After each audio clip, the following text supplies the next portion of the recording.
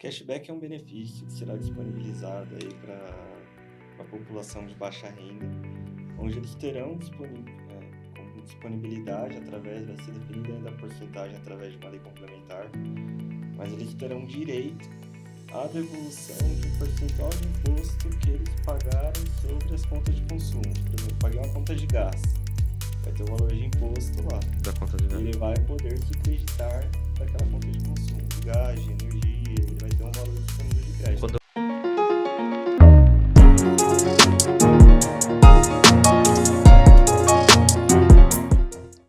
Olá pessoal, bem-vindos a mais um episódio do BAU Talks, uma iniciativa do Colégio BAU. Aproveito para convidá-lo a curtir e compartilhar esse episódio e deixar nos comentários, tanto aqui no YouTube quanto nas redes sociais, se vocês gostaram do assunto, se ficou alguma dúvida, para que nosso convidado possa esclarecer com vocês posteriormente, né, Vitor? Isso aí, hoje nós trouxemos um convidado que a gente gosta de trazer pessoas que estão no mercado de trabalho até mesmo para mesclar com esse conhecimento que o curso técnico acaba passando para os nossos alunos.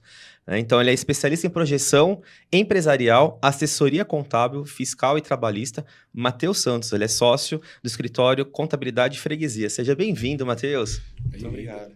Não só o Matheus, né? E isso, nós temos hoje uma Uma convidada aqui, uma colega de trabalho aqui do BAU, Renata, seja bem-vinda.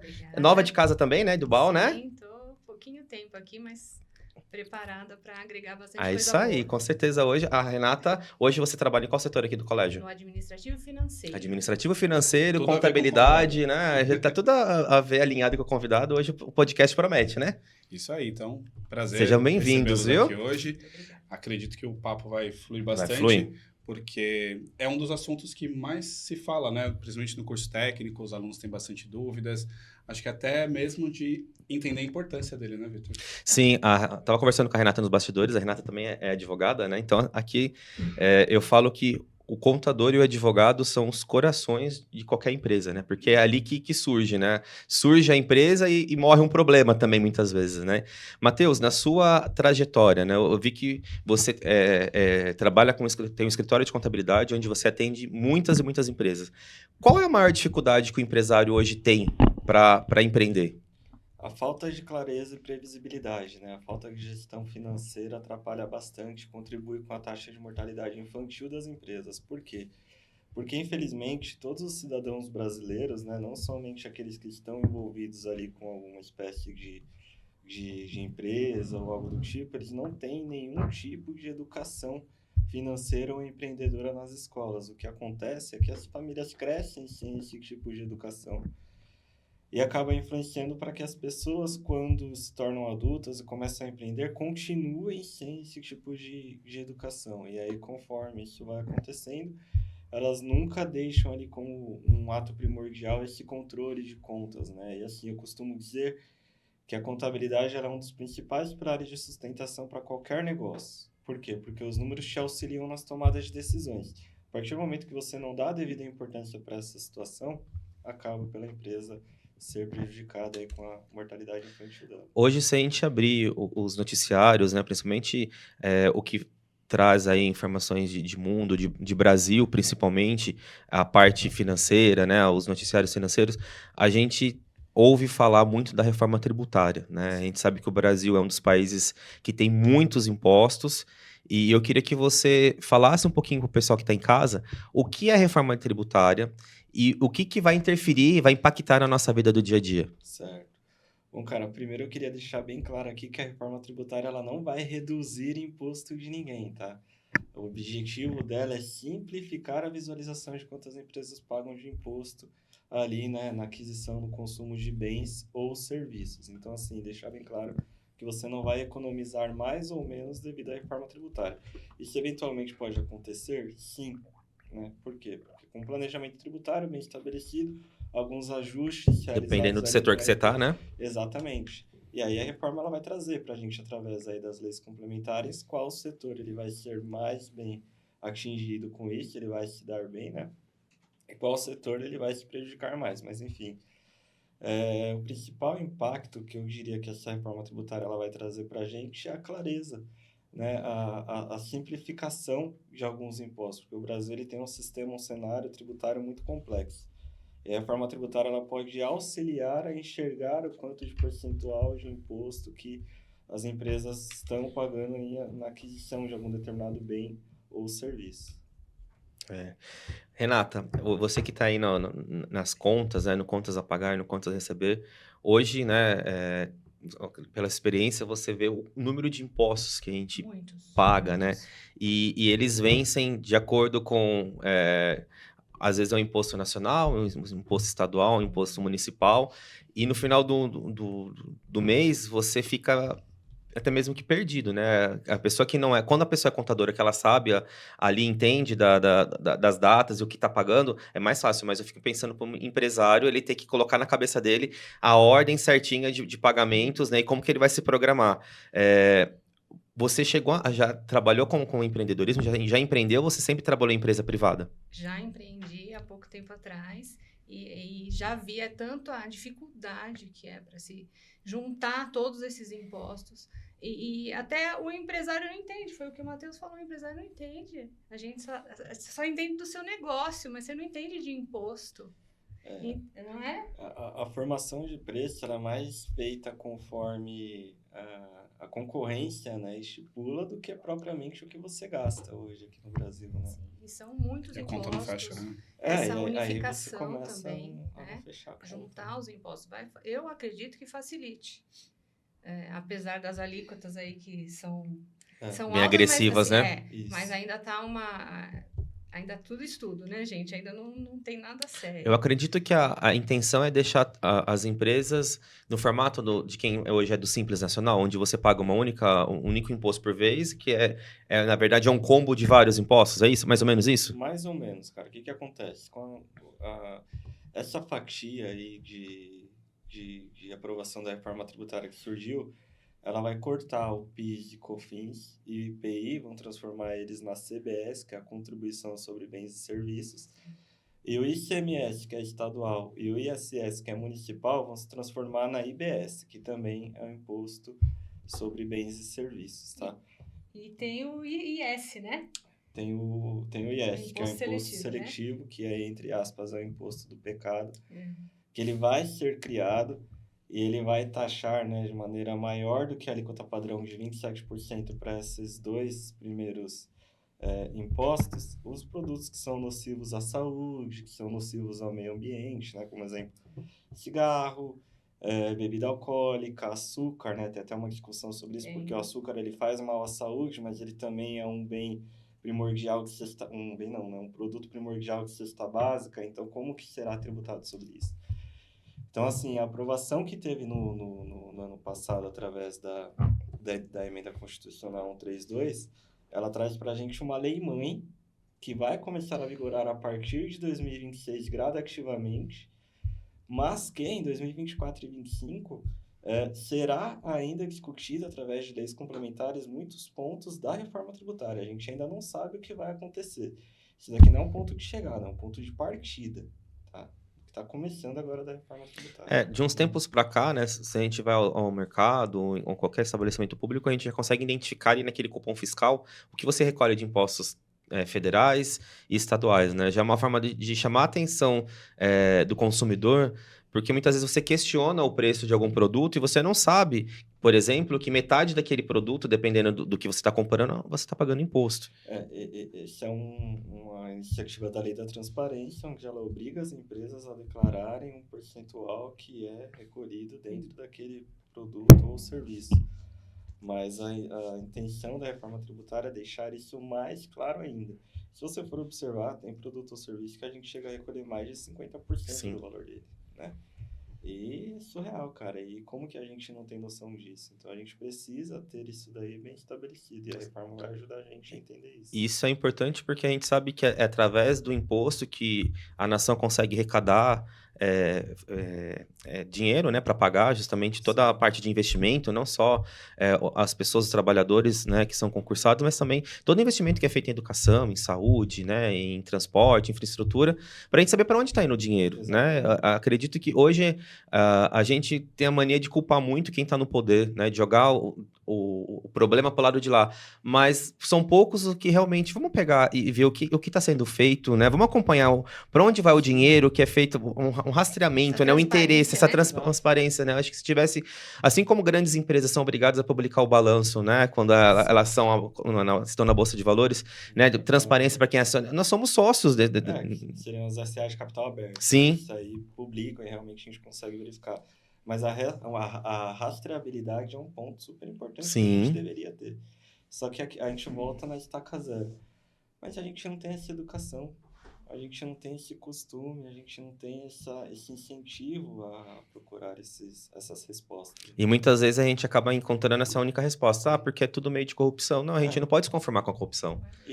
E se a gente for parar para pensar, por exemplo, ICMS, que é estadual, ISS, que é municipal, enfim, toda a arrecadação que é feita por parte de cada imposto, ela é redirecionada ao estado, ao seu município, enfim, na intenção de que seja utilizado para o seu próprio bem. Isso, e a gente não está falando nem de partido político aqui, a gente está falando aqui, né, de questões mesmo nacionais, independente de quem está lá no poder. Eu falava muito para os meus alunos, né, quando dava aula de economia, eles sempre me perguntavam, professor, mas aí, qual é o melhor partido? Qual que é a melhor, né, se é a direita, se é a esquerda? Enfim, a gente tem que olhar o país que a gente está, né, e a gente acompanhar o que está sendo feito. O problema é que nós, né, a nossa cultura, né, como o Matheus falou, a gente acaba delegando, né, para terceiros e se responsabilizando quem está lá e culpando, né? Isso acontece até mesmo no nosso bairro, às vezes, na nossa cidade, ali, onde a gente acaba não estando a par do que está sendo feito, né? A gente não participa tem essas TVs abertas, né?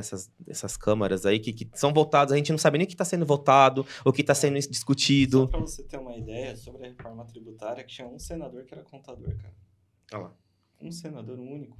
Então, assim, como que o contador, os conselhos não são utilizados a fim de ter uma base, né? Uma consultoria, São né? as pessoas que mais Sabe? entendem disso. Cara, só tinha um.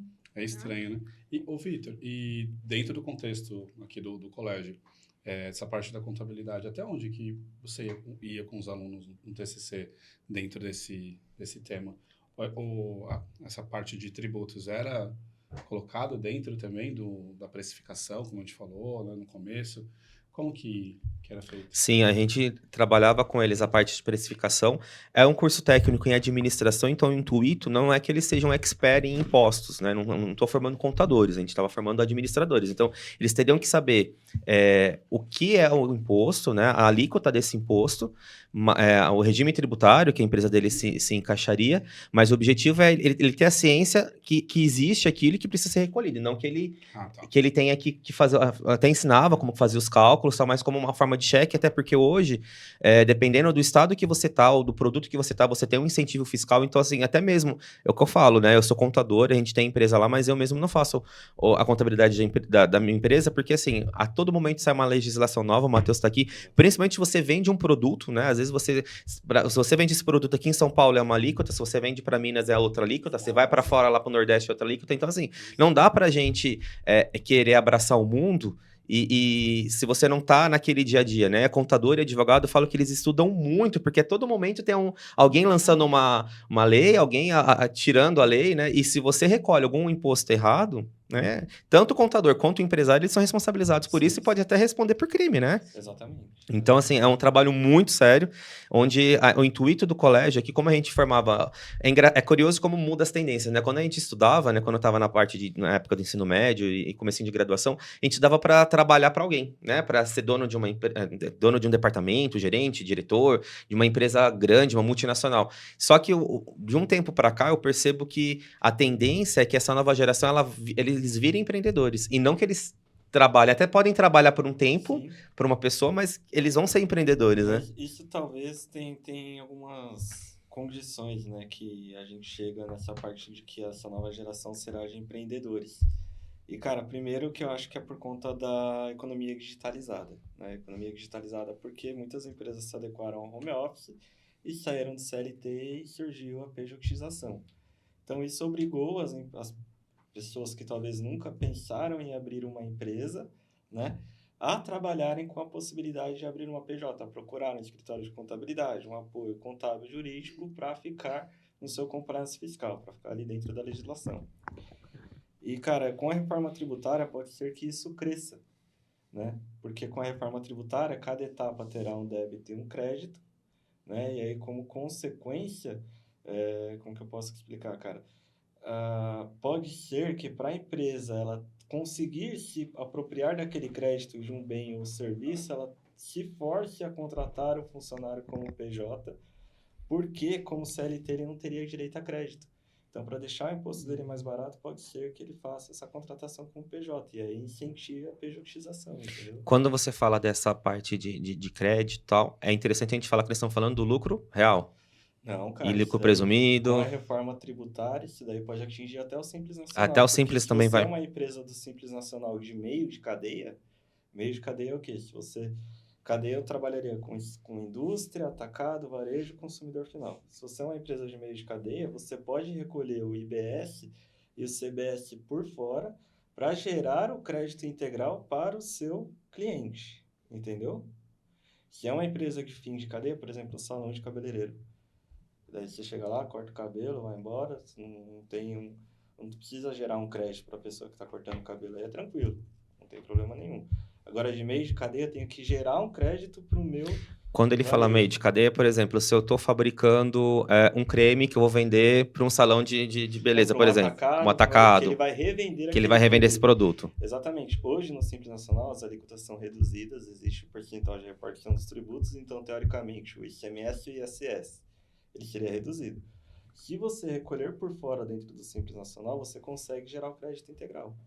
Entendeu? Então, acaba impactando o Simples Nacional também. E serviços? Entra nesse Serviço também. também? Também, mas é serviço. Se eu tenho uma empresa de serviço que tem uma folha de pagamento muito alta, eu não vou me aproveitar da folha de pagamento.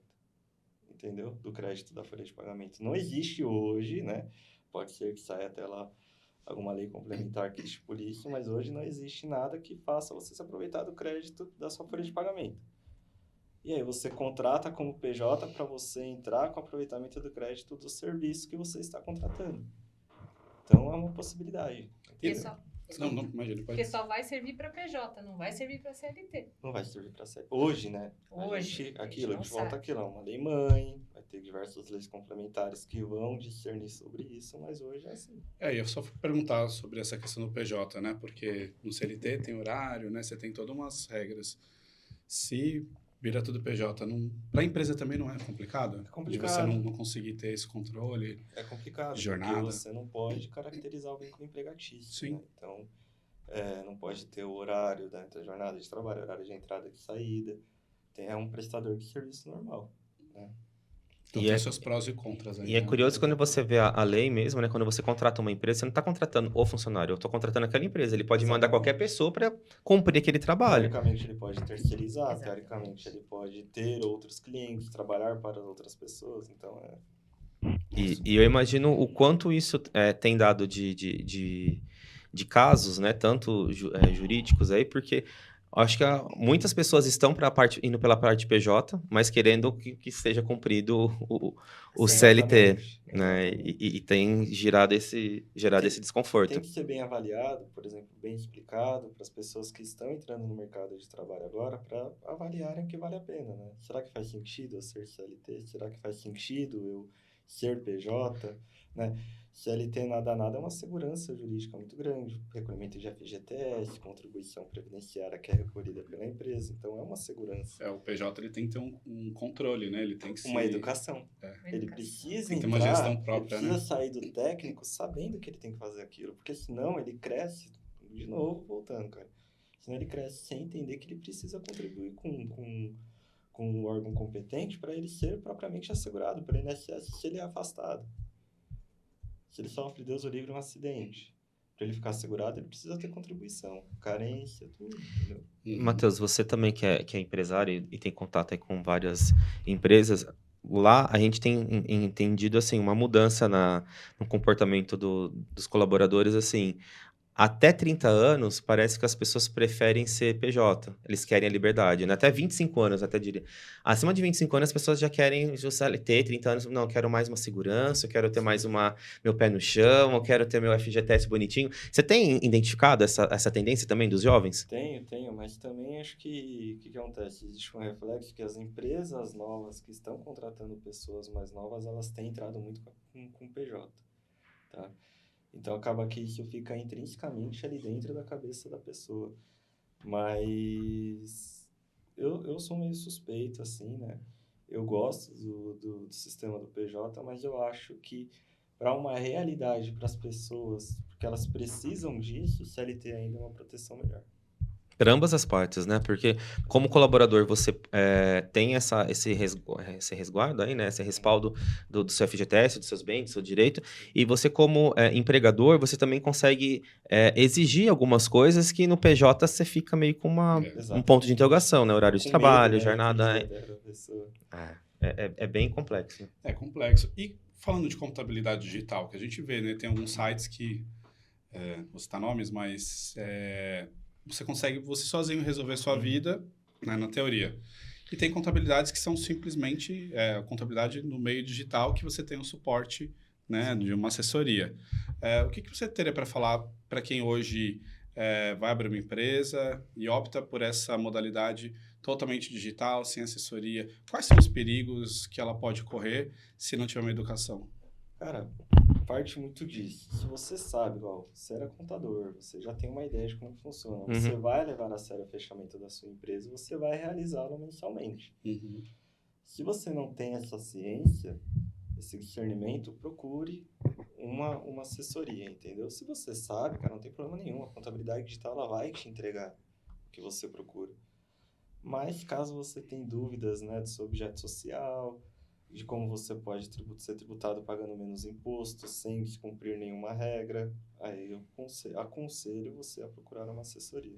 E aí eu sou obrigado a agora trabalhar dos dois lados, porque assim, por muito tempo eu estava que nem o Matheus, fechando a contabilidade das empresas, e muitas vezes eu brigava com o empresário. Caramba, não me mandou as informações a tempo, não me mandou os documentos a tempo, não me mandou o que eu precisava.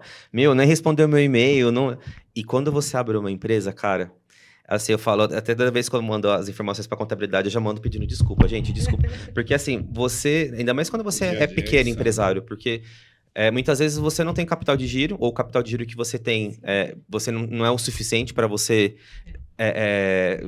mas você não faz o planejamento? Sim, a gente faz o planejamento, mas durante a execução da empresa acontece tantas coisas, e assim, é diferente de uma grande empresa onde você tem várias rendas, ali não, você tem uma renda contada. Então, qualquer desfalque que tem já impacta, assim, significativo. Então, você tem que muitas vezes vender, você tem que muitas vezes fazer o financeiro, você muitas vezes tem que ser aquela cara de gestão de pegar pela mão. De uma única vez, e você faz a mesma... E você não consegue dar conta de tudo ao mesmo tempo, né? E responder a contabilidade e tratar isso, quando você não tem um serviço, uma consultoria, como é o caso do Matheus, que é a consultoria que ele presta, é muito complicado. Eu falo por experiência própria, mesmo eu sendo contador, mesmo eu tendo noção e sabendo, né? Eu estava do outro lado fechando o balanço e vendo agora a realidade, como é difícil ser empresário. Eu não falo fora porque eu nunca morei fora, não sei como que é lá fora, mas como é difícil você empreender, né? São tantas...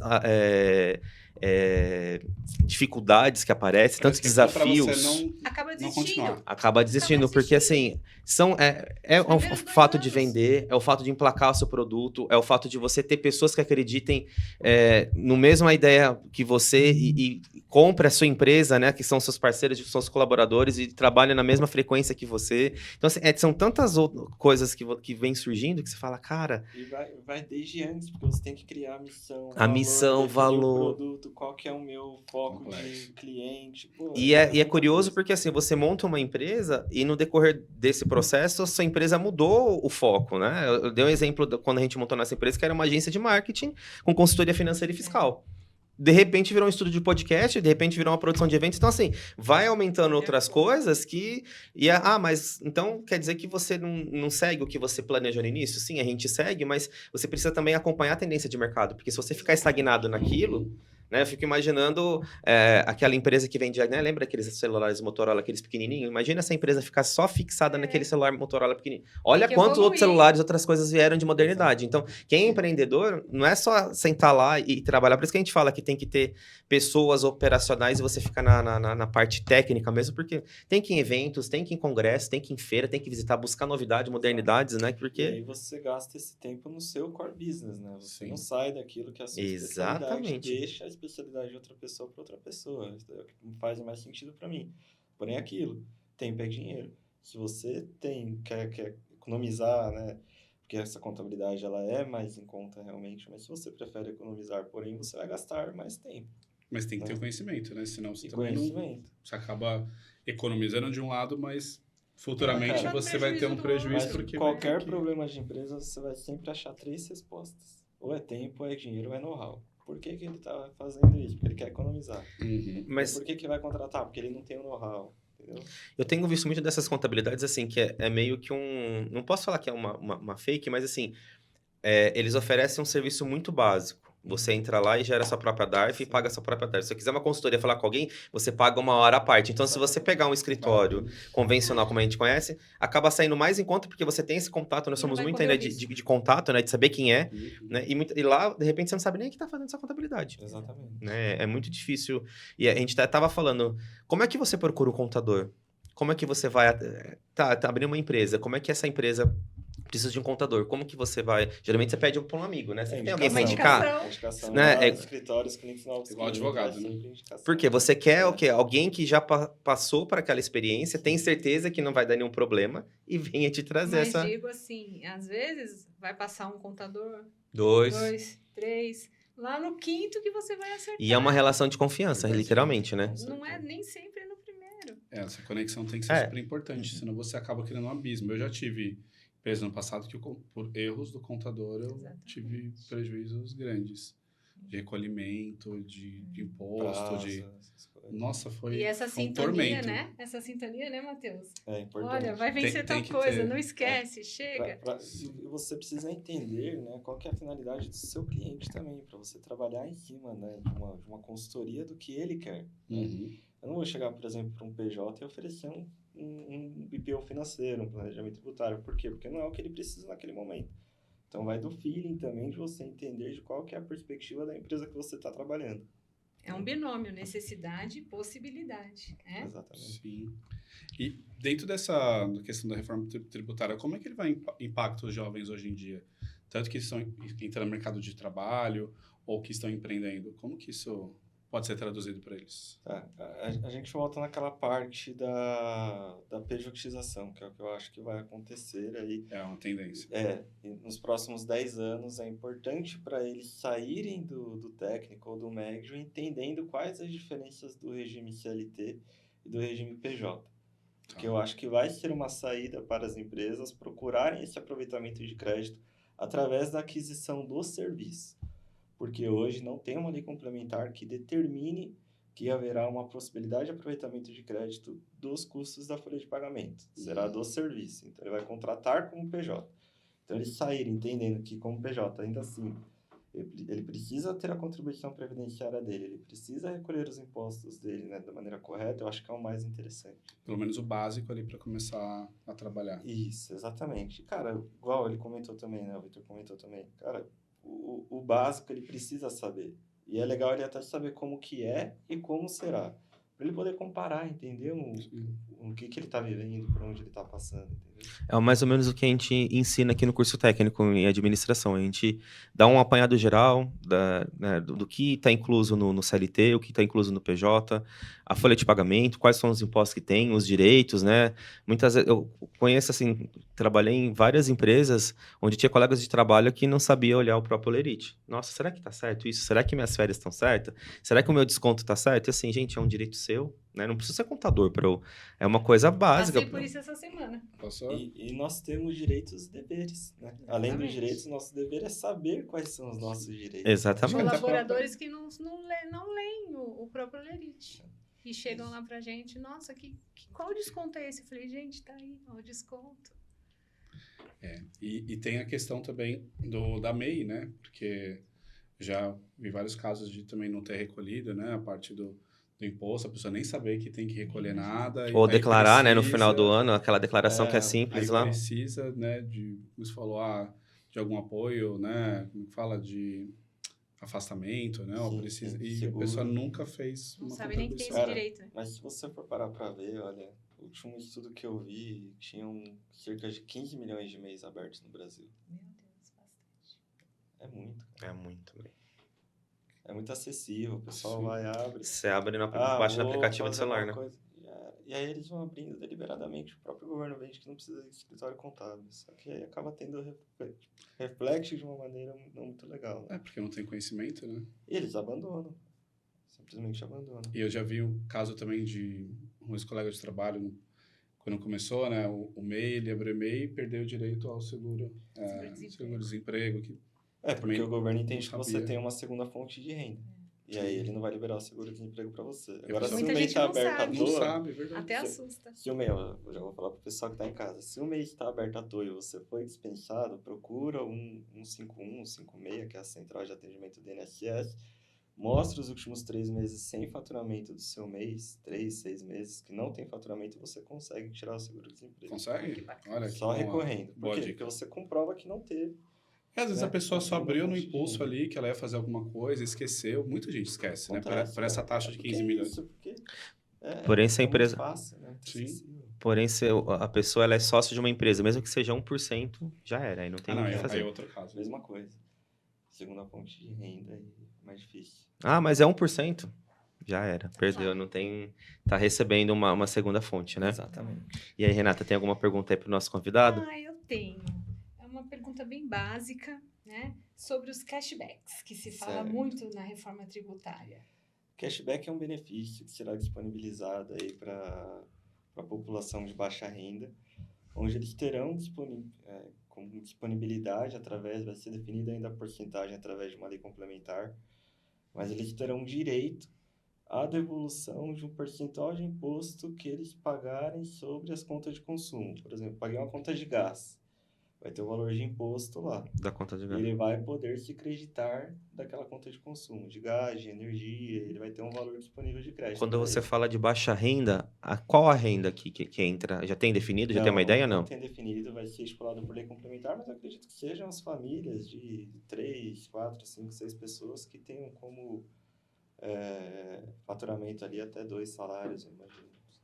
Alguma coisa nesse É, tipo, né? Se discute a R$700 cada um. uma Ainda coisa está em bem- estudo. Tudo, Tá. estudo. A reforma ela só foi aprovada, né? De Agora 4 e começa. 25 ela vai ser discutida e a partir de 2026 ela começará a ser implementada através de um cronograma. Tá? Então, em 2026 vai ter uma fase de teste com alguns impostos a serem pagos. Em 2027, PIS e COFINS serão extintos, enfim, até 2033. Então, cara, até 2033 aí contador e advogado tem que ser os melhores amigos aí do empresário. Vai trabalhar muito. Nossa, o que vai surgir de dúvida, né? Pois é. E tudo vai passar de planejamento, igual a situação do meio de cadeia do Simples Nacional. Cara, toda empresa vai muito precisar complexo. de um planejamento. É que é muito complexo como o Vitor falou no início, né? Como empresário, você tem várias questões. E se não tem um contador, né? Por exemplo, só fez digital, você não tem uma base de nada que você está Não. fazendo. Muito complexo. E tendo contador, ainda assim é difícil você responder para ele. Imagina se não tem ninguém nem te falando o que fazer.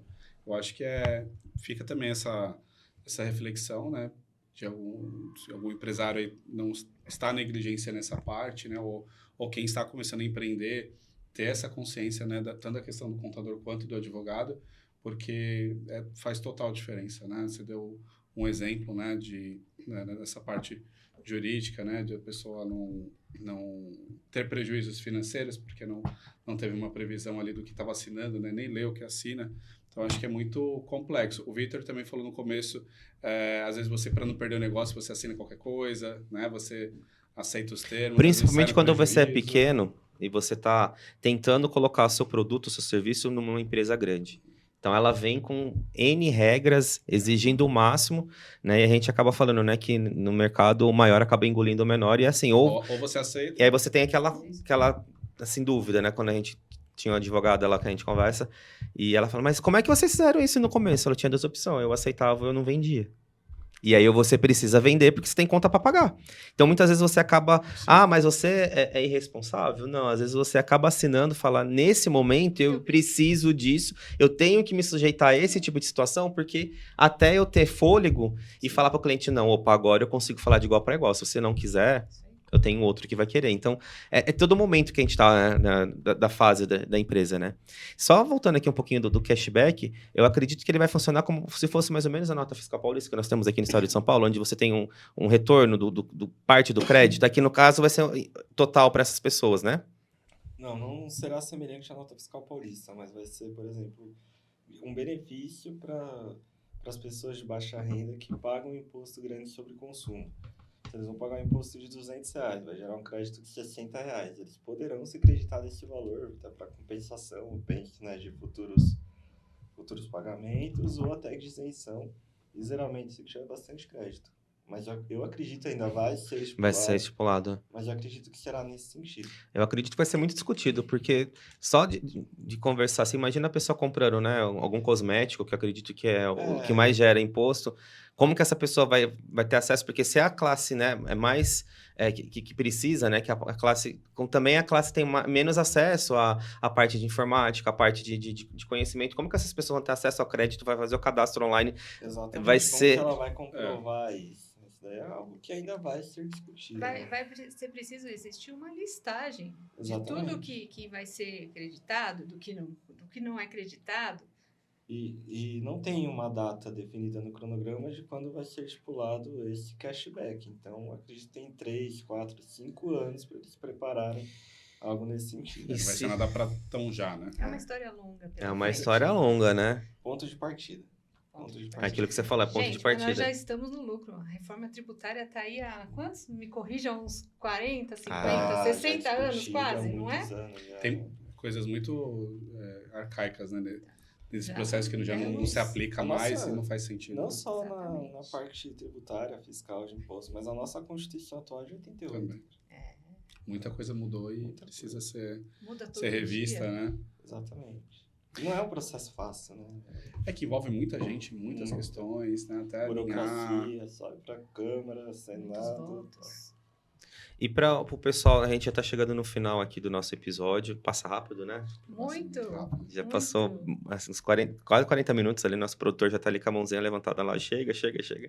Mas, assim, para ficar de lição de casa aí para os nossos pais, para os nossos jovens estudantes aí, o que eles devem levar em consideração aqui da reforma tributária? Qual o comportamento que eles precisam ter, não só, né, nesse assunto de reforma tributária, mas com a contabilidade no geral, mesmo na abertura de uma empresa, ou se eles trabalham numa empresa para terceiros? Cara, sempre procurar trabalhar em cima dos números, porque eles vão auxiliar muito na tomada de decisões. Hoje a gente trabalha com mecanismos de cálculo, né, calculadora da reforma tributária, um software que a gente possui hoje, da ROIC. E aí o que acontece? A gente pega todos os números da empresa, joga para a calculadora e a calculadora diz para a gente quais são os benefícios que a gente consegue trabalhar com aquela empresa. Então, assim, trabalhe em parceria com o seu contador, trabalhe em parceria com o seu escritório de advocacia. Deixem eles entender os seus números para eles te darem o melhor caminho. E você acha que, só para complementar, é uma maioria dos contadores terem essa parte consultiva ou ainda tem aquela ideia só gero o guarda-livros? Só guardo livros? Não, acho que hoje a maioria ainda é tradicional. Né? O contador tradicional, que é o despachante da Receita Federal, mas tem uma boa parcela, está crescendo cada vez mais, que está passando para o consultivo. E quem não se adaptar vai ficar para trás. Agora é hora de separar os homens dos meninos. E quem não se adaptar com a reforma tributária vai ficar para trás. Até porque, né, agora, ainda mais com a reforma tributária, é importantíssimo você ter um planejamento tributário na sua empresa, saber qual é o melhor regime. Você precisa saber para quem você vende, de quem você vai comprar. Isso, a gente não está falando de sonegação de imposto, a gente está falando de planejamento tributário, né? Quando a gente está falando tanto da informação contábil, e eu lembro quando eu estudei na dissertação, estava falando nos bastidores, a dificuldade de se gerar uma informação contábil verdadeira. Porque você tem, né, tanto do lado de alguns contadores, como foi o caso que o Leandro pegou, por falta de conhecimento, por falta de responsabilidade, acabou de gerar alguma DARF, acabou de não trazer uma informação, mas por parte dos empresários que muitas vezes não querem declarar nota, não querem apresentar um comprovante, e aí aquele comprovante não entra no seu faturamento, isso te limita a pegar o empréstimo no banco, isso te limita a crescer, né, a ser reconhecido na Receita Federal como uma empresa, né, que está em ascensão. Então, o sonegamento, né, a sonegação de impostos, né, na verdade, isso acaba impactando assim drasticamente. É como se você estivesse matando aos poucos a sua própria empresa, né? Exatamente, mas até um dos princípios aí da reforma tributária também o incentivo a você pedir nota na compra, na venda. Então, né, a Receita vai ter mais informação disponível para ela mesma. Porque você vai chegar, vai adquirir um bem ou serviço, você vai pedir a nota. Por quê? Porque você quer se acreditar daquele imposto. Então, uma das providências também da reforma tributária é diminuir, né, a sonegação fiscal. E as informações estão tudo tão cruzadas, porque se eu vendo alguma coisa e eu não emito nota, esse valor vai entrar em algum lugar. Exatamente. Você entrar na conta da empresa, cadê a nota? Então, a nota fiscal é uma mera formalidade, né? Convenhamos, porque se você não emitir a nota fiscal, você está recebendo no Pix, no cartão de crédito, a Receita ela vai observar a sua movimentação através dos extratos bancários. E até o próprio ITG, né, Instituto de Normas Contábeis, ele diz que você é obrigado a emitir a nota fiscal, mas na falta do documento fiscal eletrônico idôneo, você tem que demonstrar para a Receita as suas operações dentro de qualquer outro documento que evidencie as transações realizadas naquela competência, ou seja, os extratos bancários. Não tem por onde fugir, Lisura. né? Lisura. Por isso, o planejamento tributário é importantíssimo. Matheus, obrigado aí por ter aceito o nosso convite em participar do podcast. Renata, Esclarecedor. Eu que agradeço. muito obrigado também por você ter vindo. Bem-vinda. Espero que seja o Muito primeiro obrigada. de muitos, assim como o Matheus. É sempre bom a gente falar desse assunto que vem se arrastando há tanto tempo, né? A importância da contabilidade, a importância dos impostos, né? Eu não quero impostar, mas se eu não tenho imposto, também não tenho investimento, infraestrutura, saúde, educação, né? A gente precisa só saber para onde vai, né? Se realmente esse dinheiro ele está indo, mas eles são extremamente importantes na nossa sociedade. E aí, Leandro, para você que acredita que é um assunto um pouco diferente do que você está acostumado. É bem complexo. Falo para o Vitor, os números não são minha praia, mas a gente tem que entender minimamente, né, para não correr o que aconteceu comigo na primeira empresa, de não saber, né, confiar totalmente num profissional e ele não ter sido qualificado o suficiente, ou não sei se foi qualificação, ou enfim, o que aconteceu, mas que impactou financeiramente, né, na saúde da minha empresa, tanto que eu tive que fechá-la, né, na ocasião. Então, é super importante essa parceria, você ter um conhecimento mínimo, né, e entender as tendências, né, porque as coisas vão mudando toda hora, né, não só na parte da contabilidade, mas do direito, enfim, o empresário ele tem que saber um pouquinho de tudo para não ser pego de surpresa no caminho. Né? E como que as pessoas encontram o Matheus nas redes sociais? Você que é empresário, de repente, quer mandar uma mensagem para o Matheus, está com alguma dúvida? Como que as pessoas te acham, Matheus? @CF Contabilidade Freguesia. Esse é o Instagram do escritório e a gente vai estar atendendo a todos por lá. Legal. Perfeito. Então, obrigado de novo pela participação. Se você gostou desse episódio, já curta, comente, compartilhe. Deixa suas dúvidas lá, que com certeza a gente vai trazer assuntos diferentes ou relacionados a esse que ainda não ficaram todos esclarecidos, né? Se você tiver algum ponto aí específico, a gente vai estar aqui para responder para você e nos vemos no próximo episódio. Até mais, gente. Falou, Tchau, pessoal. Tchau, tchau.